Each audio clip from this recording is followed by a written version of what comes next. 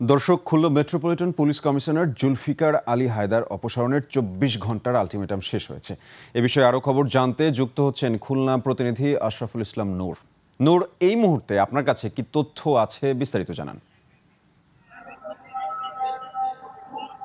আমি এখন দাঁড়িয়ে আছি খুলনা মহানগরীর খানজাহান আলী রোডে। এই পাশেই কিন্তু খুলনা মেট্রোপলিটন পুলিশ সদর দপ্তর।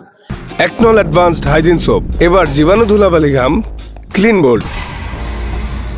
এবং গত ৩ দিন ধরে কিন্তু Khulna metropolitan police commissioner Zulfikar Ali হায়দারের অপসারণ দাবিতে আন্দোলন করছে বিক্ষুব্ধ ছাত্র জনতা। আমি যদি দেখাই, খুলনা খানজাহান আলী রোডে কিন্তু টায়ারে আগুন জ্বালিয়ে তৃতীয় দিনের মতো বিক্ষোভ করছে বিক্ষুব্ধ ছাত্র জনতা এবং তাদের এক দফা দাবি স্বরাষ্ট্র উপদেষ্টার দৃষ্টি আকর্ষণ করে কেএমপি কমিশনার জুলফিকার আলীকে হায়দারকে এখান থেকে অপসারণের জন্য।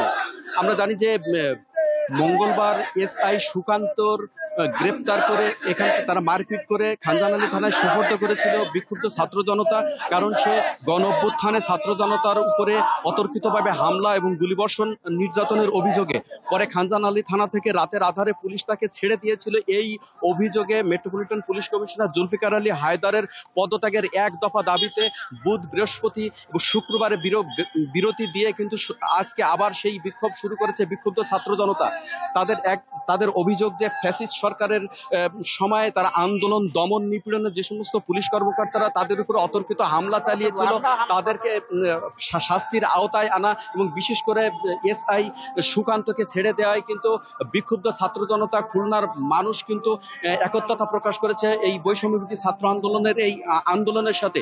এবং এই আন্দোলনে আমরা দেখছি যে খানজাহান আলী রোডটি কিন্তু আন্দোলনের সাথে সাথে বন্ধ হয়ে যায় এবং ব্যাপক সংখ্যক মানুষ কিন্তু সাধারণ মানুষ এই বিক্ষুব্ধ ছাত্র জনতার আন্দোলনের সাথে যোগ হয়েছে। এবং আমরা যদি দেখাই তাহলে পুলিশ কর্মকর্তারা কিন্তু এই ৩ দিন আন্দোলন চলার সময় কিন্তু কেএমপি সদর দপ্তর অবরুদ্ধ অবস্থায় আছে।